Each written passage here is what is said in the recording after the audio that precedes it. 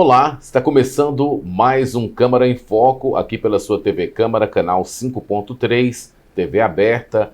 Também você confere os nossos programas no nosso canal do YouTube, TV Câmara Montes Claros. Você sempre pode rever os programas que já estão gravados lá e, é claro, acompanhar a nossa programação. O Câmara em Foco hoje está recebendo o gerente de distribuição regional da CEMIG Montes Claros, Matheus de Moura Amaral. Vamos conversar um pouco sobre a importância da regionalização da CEMIG e alguns detalhes, alguns problemas que a população enfrenta e que a CEMIG tem sempre alertado para a solução desses problemas. Primeiro, agradecer ao senhor pela presença aqui no nosso programa. Obrigado, bom dia. É um prazer estar aqui, né? Para nós é sempre muito legal poder falar um pouquinho do nosso trabalho, mostrar o trabalho da CEMIG, né? De antemão, né, eu já queria comentar o trabalho que a CEMIG tem feito em relação aos investimentos, né? É o motivo da gente estar com essa regionalização que a gente chama, né? Então, como você bem comentou, eu sou o gerente regional da região aqui de Montes Claros, distribuição, então atuo tanto aqui em Montes Claros da cidade, como nos municípios da região aqui norte de Minas. E um dos meus principais papéis aqui, uma das principais missões que a CEMIG colocou para os seus gerentes regionais com essa regionalização é de alavancar, de fazer acontecer o programa de investimentos que a companhia tem colocado. Esse programa de investimento atual é o maior da história da CEMIG. Né, em 5 anos a gente está fazendo uma quantidade de investimentos gigante comparado com a história da CEMIG, uma coisa que a gente sabe que precisa ser colocada, né, precisa acontecer esses investimentos para refletir em qualidade na energia que é entregue para a população. E o que é a regionalização da CEMIG? Né? A CEMIG passou durante muito tempo a ter um foco em Belo Horizonte, né, e colocar recursos, pessoas em Belo Horizonte para tomar as decisões que afetaria a todo o estado de Minas Gerais. E com o tempo a CEMIG percebeu, puxa vida, eu tenho esse investimento que é histórico para ser feito. Esse programa de investimentos ele precisa ser feito, né, bem feito, ser feito, né, com agilidade, com qualidade. Para que surta efeito, para que seja bem feito, eu preciso regionalizar, que é levar essas pessoas que tomam decisões, levar pessoas com poder para trabalhar nas cidades do interior, nos grandes centros do interior, e possam levar esse investimento tanto para aquele grande centro como as cidades em volta também. Então, assim, a nossa missão como gerente regional é de estar atento às necessidades, especificidades, as características da nossa região, né? E direcionar esses investimentos da melhor forma, da maneira, né, mais adequada. Então, a CEMIG saiu de um modelo onde tinha esse gerente aqui em Montes Claros, mas com uma missão de trabalhar e reportando a superiores em Belo Horizonte, e aí foi criada Superintendência Regional de Distribuição em Montes Claros, a Regional Norte, que a gente chama, que atende não só a região norte aqui de Montes Claros, mas atende também a região de Paracatu. Então nós temos hoje, eu sou subordinado a um superintendente regional, com poderes para decidir, com uma visão aqui do que a gente precisa, tanto aqui na região, aqui que a gente chama de Montes Claros, quanto a região de Paracatu, na qual então ele acompanha, né, o que está acontecendo, os problemas, as necessidades, e consegue prover aí soluções, tomar decisões, medidas rápidas, né, para a gente, às vezes, vencer um desafio que talvez não fosse tão rápido. Então esse mesmo movimento que aconteceu aqui na Regional Norte, que é Montes Claros e região de Paracatu, também aconteceu em toda a CEMIG. Então a gente tem ao todo 6 regionais, nós temos uma regional centro, né, que é a região metropolitana ali em volta de Belo Horizonte, temos a leste, que tem a sede em Valadares, governador Valadares, temos também no Triângulo, com sede em Uberlândia, temos no sul, com sede em Pouso Alegre, e temos na região da Mantiqueira, com sede em Juiz de Fora. Então com isso a CEMIG aumentou a sua representatividade em cada uma das regionais do estado, colocando lá superintendentes com capacidade de decidir, com capacidade de agir rápido, com a possibilidade de ter as portas abertas para conversar também, né, tanto com o poder público quanto com grandes clientes, até para sentir o calor da própria população, né, para poder acompanhar na televisão, acompanhar na câmara, o que está sendo falado, e ficar mais sensível às necessidades daquela localidade. Então isso facilita muito. Eu acho importante falar sobre isso, né? Uma coisa que eu acho que seria importante citar, né? Qual o ganho para o consumidor dessa regionalização? Realmente a gente fala, né? A gente sentir o calor, estar próximo, é poder ouvir, é poder conversar. Então, assim, estar antenado e focado com uma região específica é muito mais, uma tarefa muito mais simples, é uma tarefa muito mais alcançável do que você ter uma pessoa em Belo Horizonte focada em olhar o estado inteiro, mesmo que seja um assunto específico, né? Você olhar para o estado inteiro, você não consegue, às vezes, ter aquela dedicação, aquele, né, saber o que está pegando, qual que é a dor que aquela região, os consumidores daquela região, que tem aquela característica, estão sofrendo. Então, assim, tanto, né, o superintendente, mas quanto, né, os gerentes, os outros gerentes regionais, cada um na sua área, na sua região, podem, né, dedicar mais do seu tempo para aquela necessidade específica que aquela região tem em determinado momento. Então, assim, permite a gente focar, né, de novo, porque esse plano de investimento que a CEMIG está fazendo, como ele é o maior do que a gente já fez em toda a história da empresa, ele requer que a gente realmente direcione essas melhorias, essas necessidades que a gente tem de muito tempo de resolver, né, do jeito correto, da melhor maneira possível. Então, assim, essa proximidade é o maior ganho, né? A gente ter um carinho, um olhar atento para a necessidade dos clientes da região nossa. Muito importante, né? Importante que isso ocorra e, é claro, ganha a população. Você falou a Regional Norte, ela divide com o Norte e com o Noroeste, né? É uma questão logística? Isso, né? A Regional Norte, que o norte de Minas é o nortão de Minas, né? Ele é muito grande. Então, assim, por haver uma área territorial muito grande para ser coberta, a estratégia que a CEMIG colocou foi o seguinte: aqui vai ser a sede da regional, vai ter o superintendente, vai ter um gerente também responsável, que sou eu. Lá em Paracatu, existe um gerente regional de Paracatu para pegar aquela região do Noroeste ali também, para não corrermos o risco de eu ficar muito focado aqui em Montes Claros e lá em Paracatu talvez tenha uma característica um pouco diferente, também tem que ser olhada com carinho. Então tem um gerente em Paracatu, tem um gerente regional aqui em Montes Claros, que sou eu, e além disso, nós temos um gerente responsável pelos assuntos de alta tensão, que a gente chama que são aquelas grandes torres de transmissão, as subestações. Então nós temos também um gerente, né, focado nas questões técnicas de alta tensão, porque são questões relevantes também que abrangem a regional. Então, olhando tanto aqui em Montes Claros quanto em Paracatu, mas os assuntos específicos da alta tensão, são aquelas torres, as subestações. E aí, coordenando nós três, temos o superintendente também, regional, né, com o papel de determinar como nós vamos fazer, tomar grandes decisões, direcionar os recursos, para que a gente flua bem. É um grande avanço, a gente está em toda a CEMIG, não só aqui no Norte, mas muito motivado, muito feliz, muito satisfeito, porque a gente vê que permitiu a gente estar mais próximo, estar ajudando, estar conversando, aproximando mesmo a CEMIG da sociedade. Muito bem. Bom, nós vamos mudar de assunto agora um pouco, né, porque esse período climático que nós estamos vivendo um período um pouquinho mais frio, mas é um período também onde na nossa região temos fortes ventos que costumam perambular aí entre os meses de julho e agosto, e com isso, é claro, né, faz parte da cultura da nossa região a tradicional solta de pipas e papagaios durante toda a região. Bom, e aí nós trazemos aí um outro problema, né, que é a questão das redes de distribuição. E eu já começo perguntando para o senhor, quais são os prejuízos, né, para as redes de distribuição e transmissão da CEMIG por causa das pipas?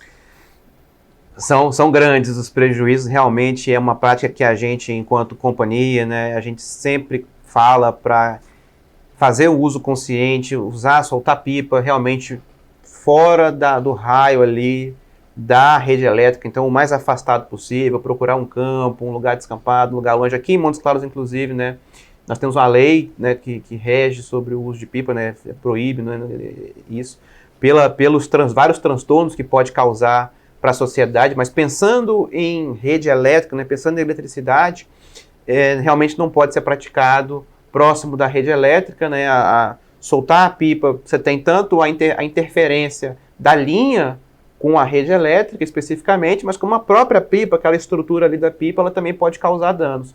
Né? O que acontece? É muito comum, né, quando você está soltando pipa próximo da rede elétrica, né, um vento ou alguma coisa levar tanto a linha quanto a pipa para a rede elétrica.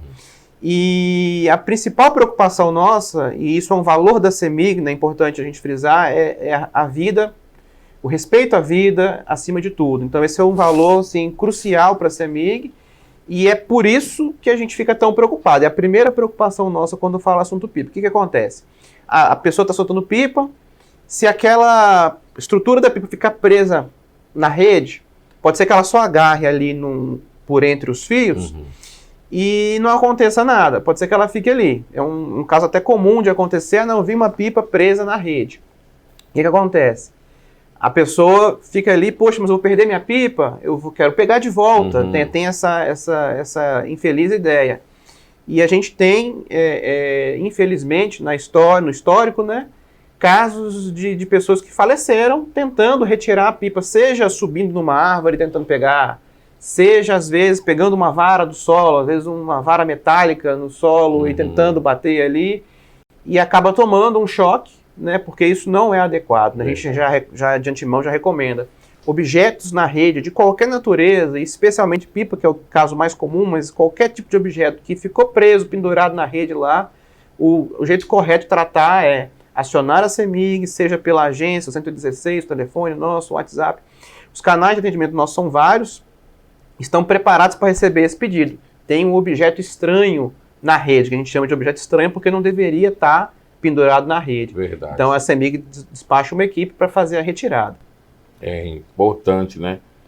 E quais os riscos, né? Você falou sobre exatamente as pessoas terem a infeliz ideia de retirar. Quais os riscos reais para quem tenta fazer esse tipo de ação sem solicitar que a CEMIG faça? Pois é. Então, ao fazer esse tipo de atitude, né, você vai subir numa árvore, tem gente que já tentou escalar poste também, que é uma ideia também extremamente equivocada. Ela está se expondo a um risco de choque elétrico, né, como eu falei, nós temos histórico de fatalidades, infelizmente, de pessoas que não seguiram esse conselho, essa dica, e tentaram fazer a retirada. O correto mesmo é acionar a CEMIG, que vai despachar equipes de campo, técnicas, que tem o equipamento correto, que permite retirada segura, sem nenhum tipo de problema.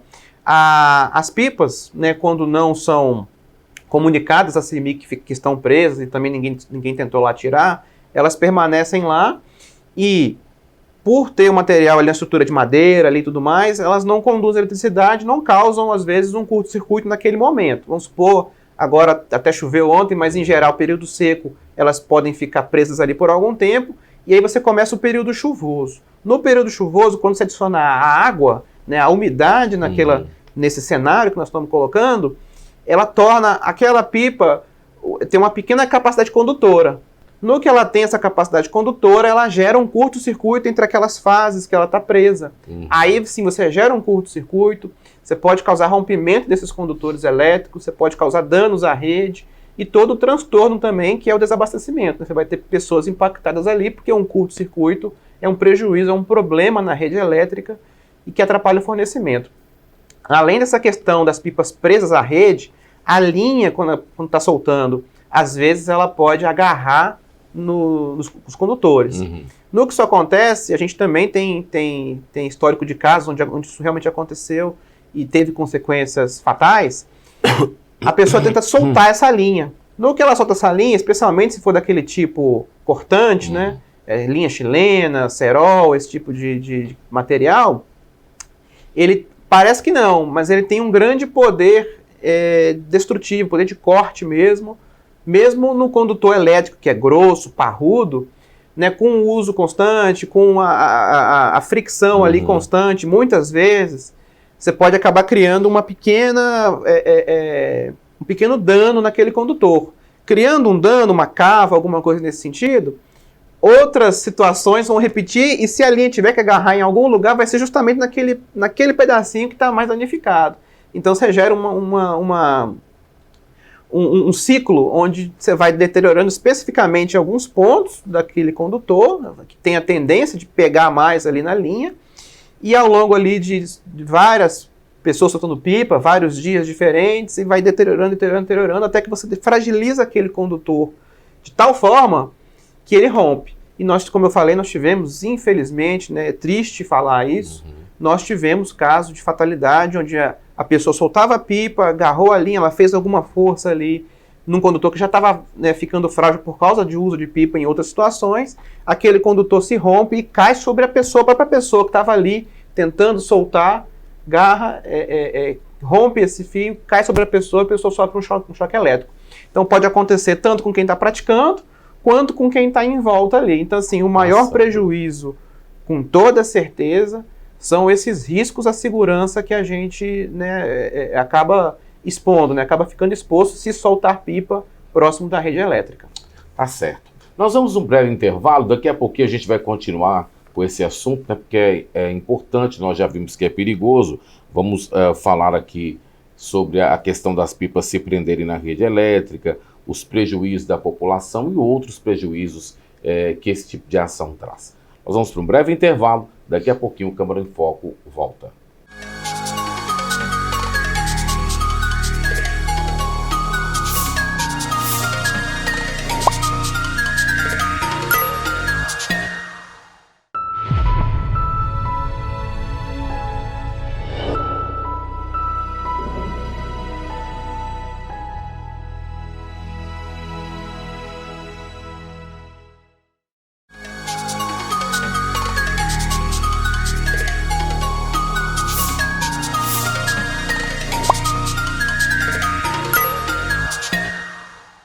Estamos de volta, programa Câmara em Foco, aqui pela TV Câmara, canal 5.3. Você já sabe, a gente está sempre recebendo um convidado especial aqui para falar sobre diversos temas. Hoje nós estamos com o Matheus de Moura Amaral, que é gerente de distribuição regional da CEMIG Montes Claros, né, setor norte.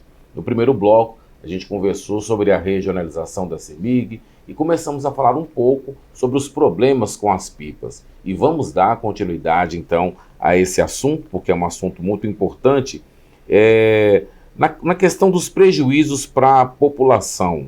Já teve casos de precisar trocar toda a rede? Sim, teve sim. Para nós é triste, vamos falar assim, ter que falar disso. Realmente causa muito transtorno, né? Como eu ia conversando, a deterioração que a pipa, especialmente com as linhas cortantes, pode causar na rede é grande, né? Quando você tem um curto-circuito maior ainda, você pode ter queima de equipamentos, né? E estrago naqueles condutores ou equipamentos de proteção que estão envolvidos no circuito elétrico. E então teve caso, sim, a gente precisa às vezes trocar uma seção ali, um vão, né, entre um poste e outro, os condutores que estão naquele ponto. Os reparos também não são simples, então se a gente tem um caso de curto-circuito desse, a gente tem um impacto para fazer o restabelecimento dos clientes, né? Mas acho assim, os prejuízos que a gente faz no serviço nosso, a gente corre para resolver, mas o principal prejudicado, no fim das contas, é sempre a sociedade. Dependendo de onde for esse problema que a pipa causar, esse curto-circuito, né, pode afetar desde uma pequena região ali, algumas casas no bairro, até bairros inteiros e até regiões inteiras da cidade. Então, assim, o impacto, dependendo de onde for esse curto-circuito causado, ele pode ser sentido, né, por muita gente ao mesmo tempo, né? No ano passado, a gente teve aí mais de 19 mil clientes impactados por ocorrências de pipa, né? Mais de 60 ocorrências que a gente teve no ano passado. E nesse ano já tivemos aí mais de 1.900 clientes impactados em 11 ocorrências. Então, assim, causa um transtorno para a população, né? Ninguém quer ficar sem energia e não tem distinção. Você pode ter aí comércios que tem que ficar um tempo sem funcionar por causa disso e podem perder produtos ou mesmo vendas, né, que podem, né, deixar de fazer. Pode afetar também, né, a segurança pública, pode afetar aí trânsito, pode afetar hospitais. Então, os impactos, eu acho que são os maiores prejuízos mesmo, porque em muitos casos, por ter um curto-circuito, às vezes envolvendo uma pessoa que está ali soltando uma pipa, a gente precisa ir até o local para averiguar a situação, se é seguro restabelecer. Então, esse deslocamento também pode impactar o tempo de estabelecimento, que a gente sempre com esse tipo de assunto, sempre trata com a maior prioridade. Vai o mais rápido possível até o local para averiguar a situação. Mas isso ainda pode, né, demorar um pouco. O melhor é que não aconteça, por isso que a gente tanto fala. Verdade, né? Bom, o ideal é não soltar as pipas onde tem, né, a rede elétrica exposta. Perfeito. Mas se isso acontecer, qual é a providência que se deve tomar? Tendo qualquer tipo de intercorrência, alguma coisa com relação à rede elétrica, o canal é sempre acionar a CEMIG, né, imediatamente. E aí a gente pede, né, que façam a ligação para a gente, ou acionem via canal digital, um aplicativo, um site, se sentir melhor usando, se for mais rápido, né? Nosso WhatsApp, CEMIG Atende, ele funciona muito bem e rapidamente. Então liga lá no 116, com o telefone da CEMIG. Nós prontamente vamos mandar uma equipe para poder averiguar a situação. Logo, a gente sempre vai nesses casos pela importância, né, o respeito à vida, né? Não podemos deixar uma situação dessa sem averiguar. Se for o caso de objeto estranho na rede, a gente agenda a hora adequada de ir lá fazer a retirada dele, se for uma situação que está sob controle. Se for uma emergência, é imediatamente. É importante isso, então, né?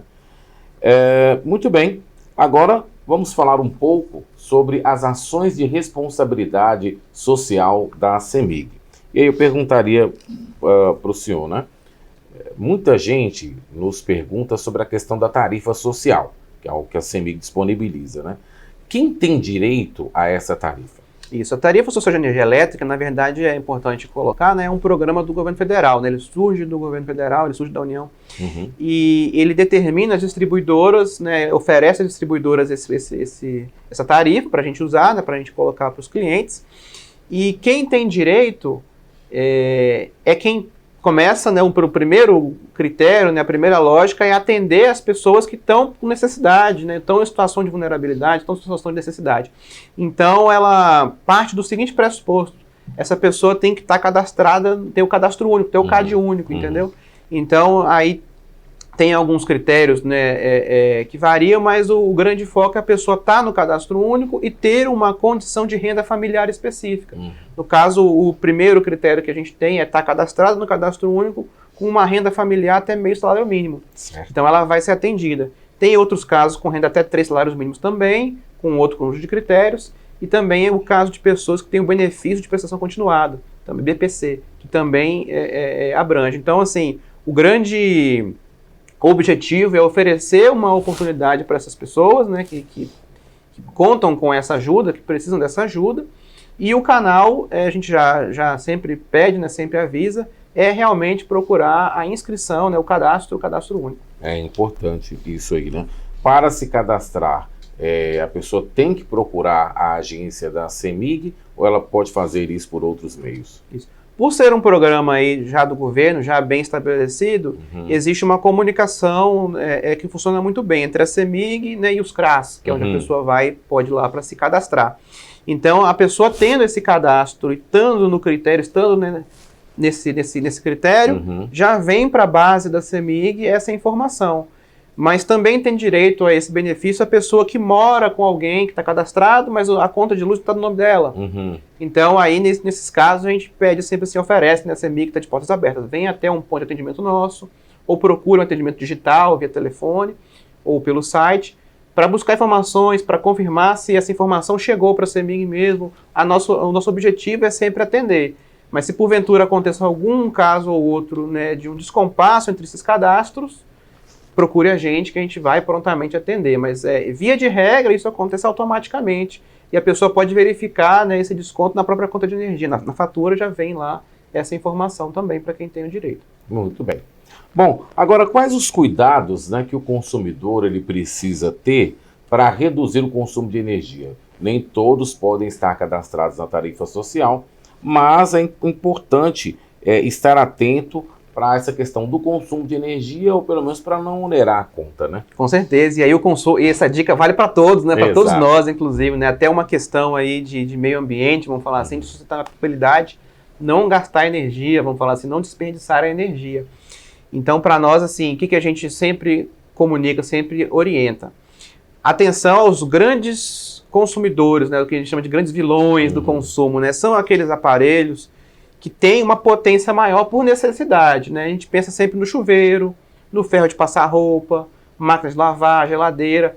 né, são equipamentos muito comuns de terem, né, nas casas e que terem uma potência grande ou trabalharem muito ao longo do dia, pelo dia todo, igual a geladeira fica ligada o dia todo, Exato. fazem com que eles tenham um consumo maior mesmo. Então, assim, esses são os principais para a gente ter uma atenção redobrada com eles. Por exemplo, agora nós estamos na época de frio, né, no inverno. O que acontece?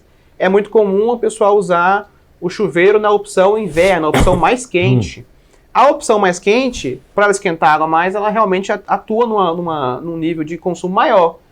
E estima-se que reduzindo para a opção verão ou morno, se conseguir tomar banho com essa temperatura, reduz a 30% o consumo do chuveiro. Então, assim, é uma opção um pouco mais econômica para fazer. Então, Verdade. Se conseguir... A própria duração também é um assunto que é comentado muito, né? A duração do banho, o banho muito longo e tal. O que acontece? Por exemplo, o ferro de passar roupa. Quem liga o ferro e pega o telefone, vai conversar, e vai fazer outra coisa, se distrai, deixa aquele ferro ligado, rodando ali, consumindo, às vezes sem necessidade. Né? Máquinas de lavar. É muito comum, às vezes, a pessoa querer bater várias máquinas no mesmo dia ou durante a semana e usando sem pensar.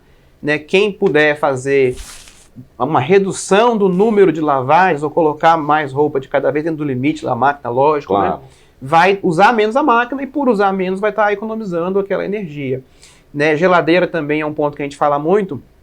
Tem gente que tem mania de ficar abrindo a geladeira e ficar olhando, pensando, ou abrindo várias vezes, o ar escapa, o ar frio vai escapar, vai fazer com que a geladeira trabalhe um pouquinho mais para restabelecer aquela temperatura baixa que ela precisa operar. Né, a própria regulagem de temperatura da geladeira em dias mais frios também, né, na época de frio, igual estamos agora, pode ser aliviada um pouquinho tanto que ela trabalha. E há quem tem aquela geladeira mais antiga, que já está com aquela borrachinha meia gasta, né, com aquele que não está vedando tão bem. O que acontece? Se ela não veda bem o ar frio, não deixa o ar frio lá dentro preso, ele vai lentamente escapando para o lado de fora e a geladeira não está sabendo daquilo, ela vai trabalhar mais para poder manter a temperatura fria lá dentro. E o consumo vai lá para cima. Então é importante, né, ter bastante cuidado com todos esses detalhes.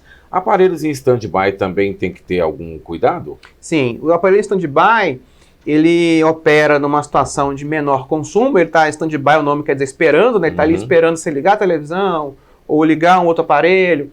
E ele fica até alguns ficam com uma luzinha, um LEDzinho vermelho ali para mostrar que estão ligados, esperando serem acionados.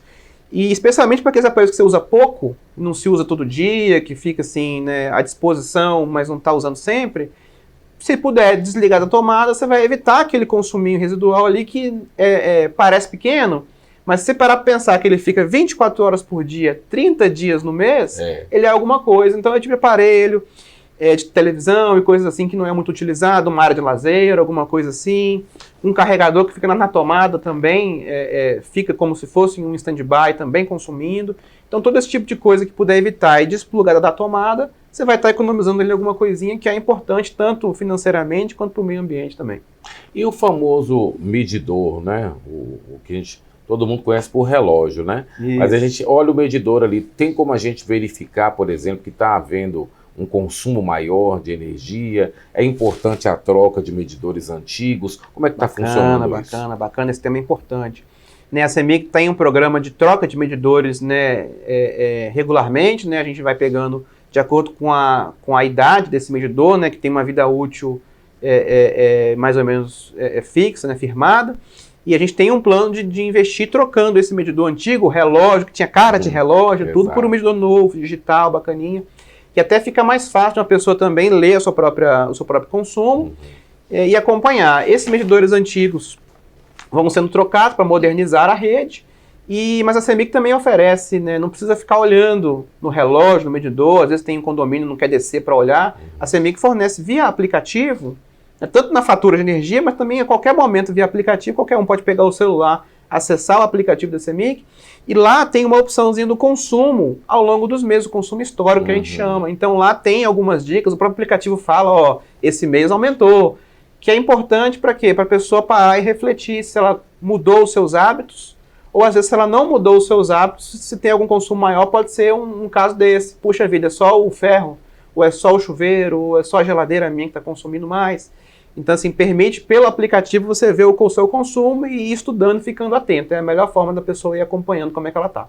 E esse aplicativo é disponível para qualquer pessoa, é de graça? Isso, o aplicativo da CEMIG é de graça, o aplicativo chama CEMIG Atende, ele está na loja da Android, da Apple, pode procurar lá que acha, baixar, é só fazer o seu login e senha com o seu cadastro, quem não tem pode se cadastrar, e pode, além de ter acesso a dados de consumo, de quanto é que está o valor da conta, segunda via, tem uma gama de outros serviços e informações que a CEMIG presta para os seus clientes, que ele pode ter acesso pelo aplicativo. Muito bem, né? Nós estamos chegando ao final do nosso programa. Eu gostaria de agradecer aqui ao Matheus de Moura Amaral pela presença no nosso Câmara em Foco, trazendo esses esclarecimentos, e volte sempre para trazer outros esclarecimentos. Com certeza, estamos juntos, a CEMIG agradece a oportunidade de dar esses recados, são tão importantes, e reforçando o nosso compromisso de estar junto com o cliente, né? Nossa prioridade principal é estar atendendo bem os nossos clientes e transformando vidas com a nossa energia. Muito bem. O programa Câmara em Foco fica por aqui. A gente se encontra no nosso próximo programa, um outro convidado. Você com certeza fique à vontade para poder assistir aqui na TV Câmara, canal 5.3 na TV aberta, e também o canal da TV Câmara no YouTube, TV Câmara Montes Claros. Lá estão todos os programas gravados para você assistir quantas vezes quiser. Obrigado, tchau e até a próxima.